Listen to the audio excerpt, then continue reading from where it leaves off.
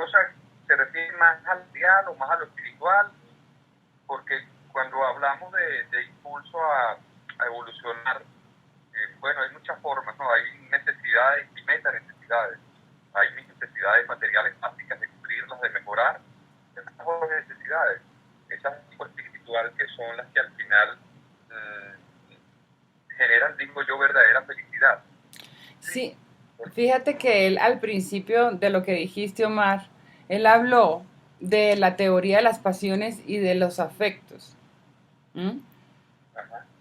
Entonces, Ok. como ese motor de la pasión y el afecto es lo que lleva a arrancar al conatus, que es la perseveración del ser, ¿m? De la Claro. emoción, del efecto básico del deseo de permanecer en mi ser, ¿sí? Para perfeccionarme. Es el fin único. Por eso es que él también dice que las pasiones, estos deseos desenfrenados, él se dio cuenta que él tenía, que él podía escoger en qué lugar estar, ¿sí? Y no darle mente a esos vicios, sino más bien enfocarse en él donde está la verdadera felicidad, que es la unidad con Dios, con la naturaleza, donde están todas las cosas, donde está todo en sí. ¿Mm?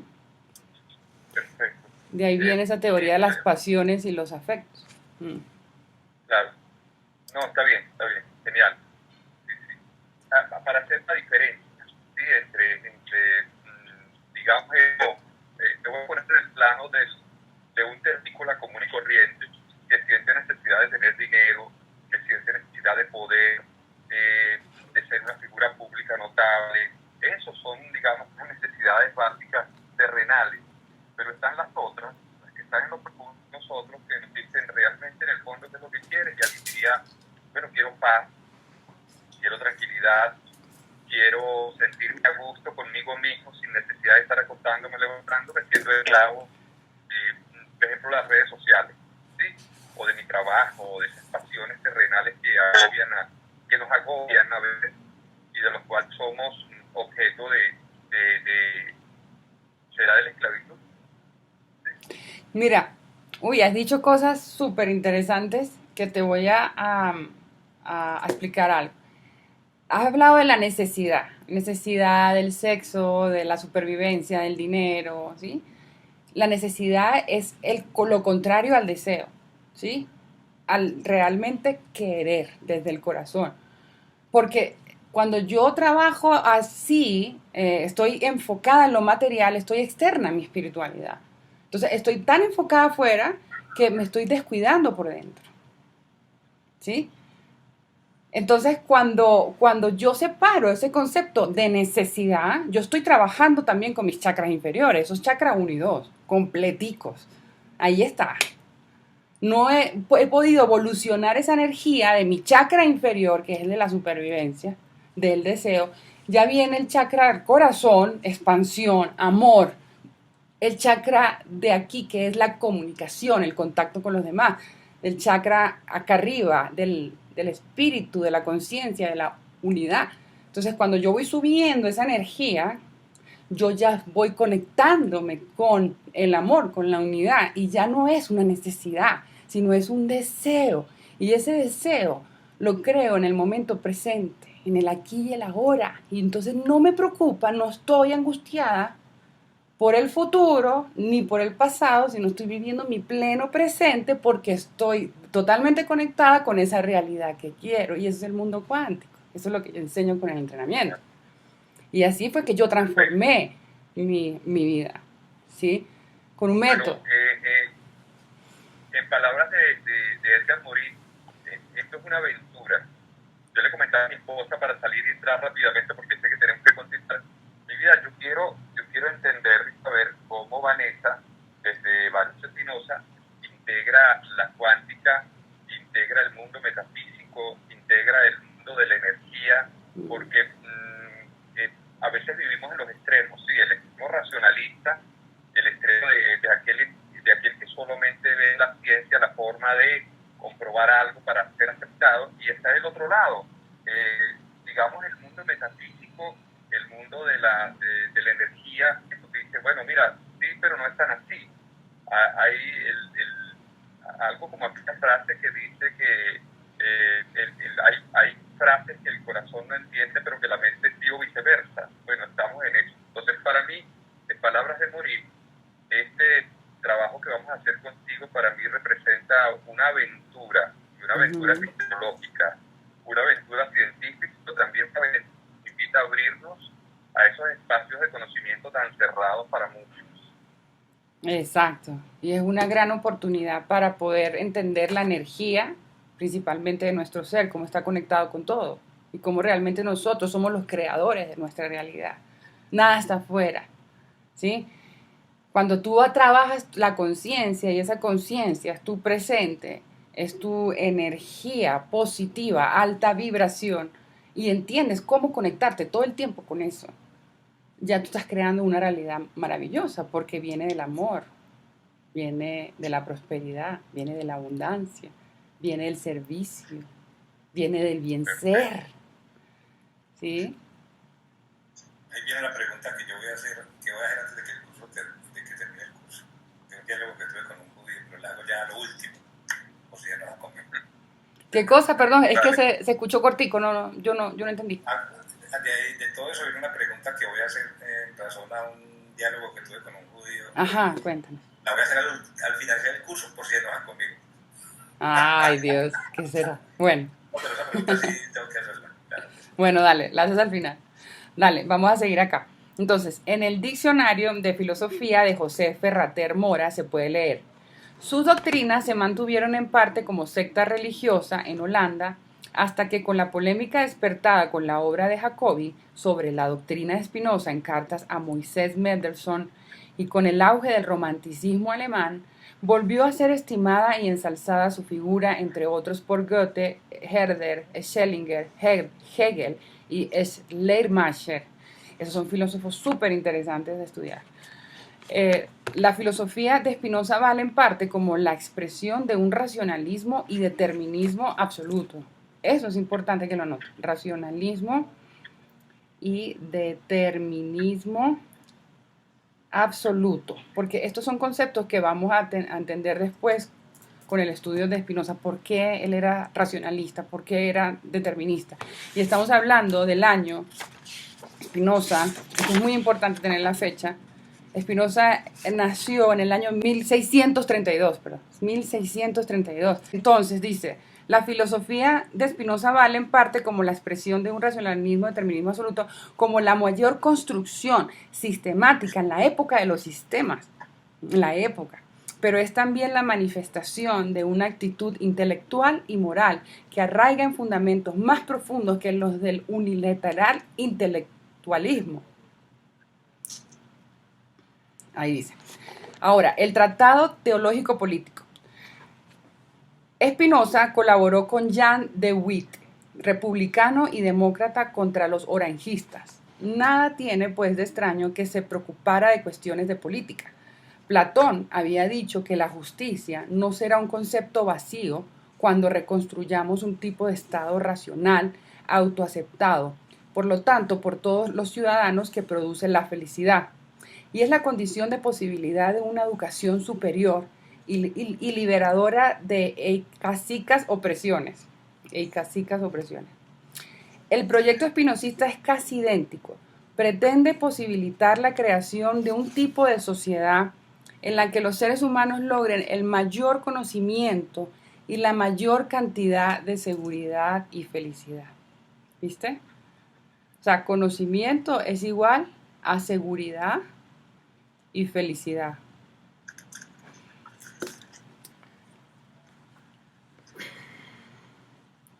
Entonces, nos hallamos sumidos en la caverna de la superstición. Las pesadas nieblas de la opresión se aferran y agarran a nuestra alma y a nuestras conciencias a causa del miedo. La misión propedéutica más importante para el pensar libre y racional, la primera tarea de la filosofía, por lo tanto, consiste en liberar a los seres humanos de la superstición mediante la razón crítica. ¿Vieron? Superstición es lo contrario a la razón crítica, por eso es que él es racionalista y determinista. Aquí vamos desglosando los conceptos. El aspecto exterior de las religiones, edificios de opresión, el rito, el culto pomposo y grave mediante el cual se pretende ofrecer seriedad constante, el poder bajo la forma de tiranía, las monarquías, se pone la careta de la religión. El poder nunca se epifenomeniza, nudo y horro, siempre se disfraza. Frente a las monarquías autoritarias propugna un Estado libre, la república, donde exista la libertad que puede haber, libertad de palabra, tolerancia y criticismo racional. Ahí vemos otra vez, criticismo racional. Este es otro concepto que nos lleva al racionalismo. Estas son las ideas del prefacio, que es todo un proyecto de liberación. ¿Listo? Entonces podemos decir que el concepto de Dios, de la naturaleza, es un proyecto de liberación del ser. ¡Wow! ¡Qué bonito eso! Increíble. Y ahí, yo me estoy viendo una serie que se llama Las Combatientes. Uy, es fuerte. Una película fuerte, pero te das cuenta cómo la corrupción desde la iglesia, el poder masculino contra lo femenino, en esa época, ¿no? O sea, todos los vicios del ser están ahí puestos en esa serie.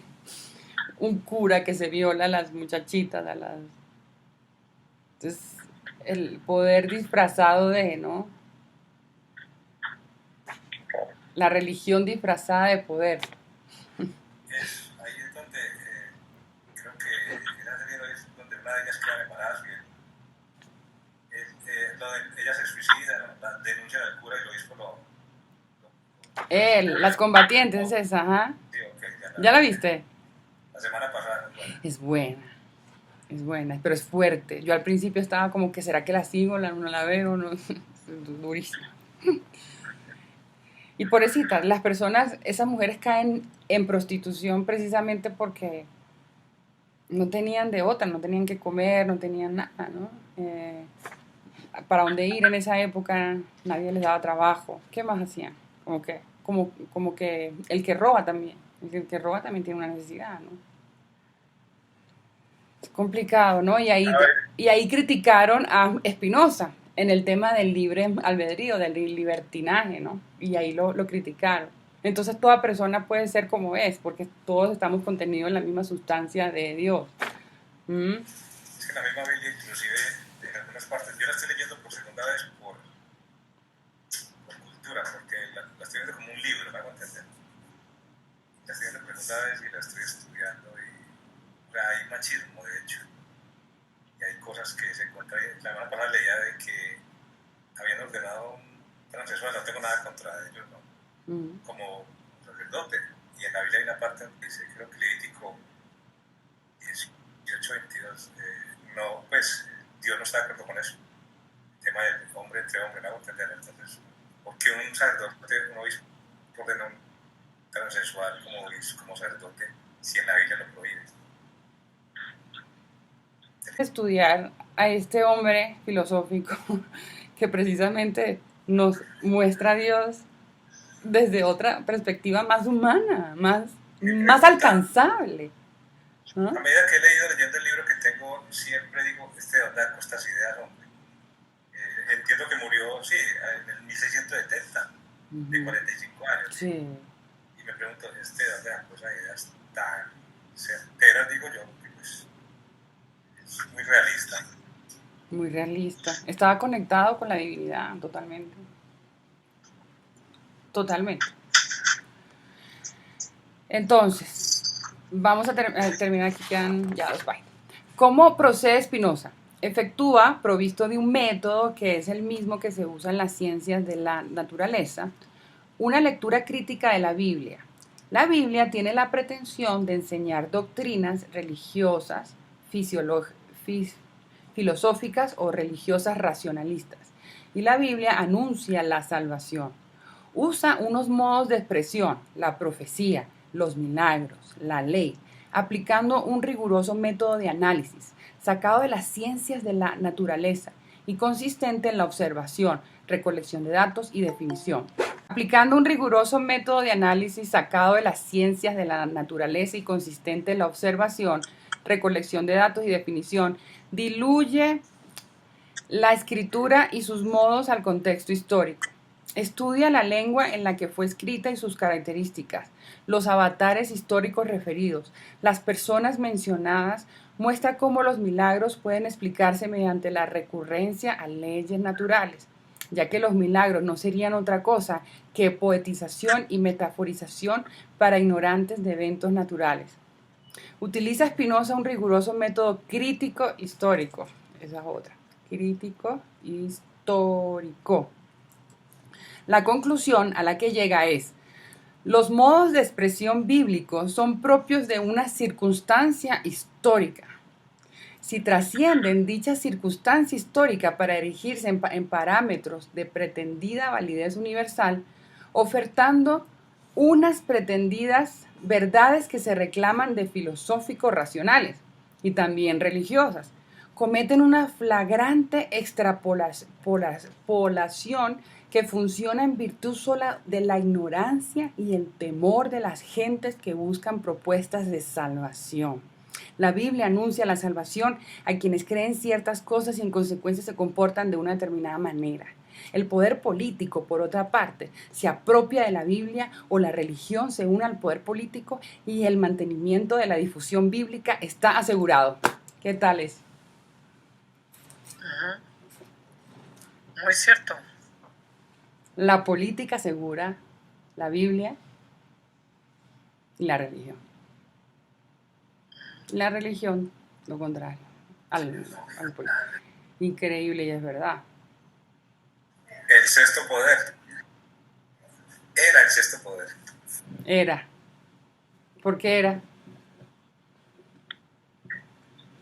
Hablamos de la Santa Inquisición, de la época, cuando ya Martín Lutero y otro, no recuerdo cuál, la tesis, que es muy famosa, ya inició como a caer la religión católica, por las cosas que exigían que no estaban escritas en la Biblia. Y lo exigían argumentándose pues, en la Biblia, en las Sagradas Escrituras, pero no, lo que exigían no estaba escrito. Entonces empezó a decaer. Y la Santa Inquisición, pues, no sé si habrá leído, que entiendo que su actuación no era muy ética. No era él. Y a través del tiempo vemos que paran ciertas cosas, como lo que tú acabas de decir ahora. Y todo conviene, la política obviamente también. Van de la mano. La política agarra la religión precisamente para el poder. Y todos la usa. Se trata de poder. Claro, y todos los ignorantes son los que no han encontrado su espiritualidad. Digo yo, ¿no? Lo siguen. No, increíble. Claro. Qué es sabio. Un tema de manipulación. Y eso históricamente ha sido así, ¿de acuerdo? Digamos, todos los gobiernos, desde que conocemos el mundo tal como es, han utilizado diversos medios para digamos, a permear al pueblo, por decirlo de alguna manera. Y la Iglesia, en efecto, se ha convertido en el gran aliado de muchísimos regímenes en cualquier parte del mundo y en cualquier tiempo para manipular. Porque no hay nada que manipule tanto como el miedo. Y yo creo que en términos religiosos se ha sabido utilizar bien ese miedo al castigo. Y la Iglesia ha estado, por supuesto, presente siempre en cada cambio, en cada proceso histórico que hemos vivido. Todavía está. Pero ¿viste ahí cómo él dice la salvación? La Biblia se ha basado en el concepto de la salvación. Ahí, por ahí es donde manipulan al ser humano. No, es que tú te vas a salvar. Así es. Es por eso. Algo externo. Es que algo externo me está salvando a mí. Cuando yo misma soy la que me salvo, porque si yo siento a Dios internamente, yo me voy a salvar. Porque Dios no está afuera, sino está adentro. Claro. Bueno, este sí es el mito de las cavernas de Platón. En cada paso que demos está presente, porque es la lucha como entre la ignorancia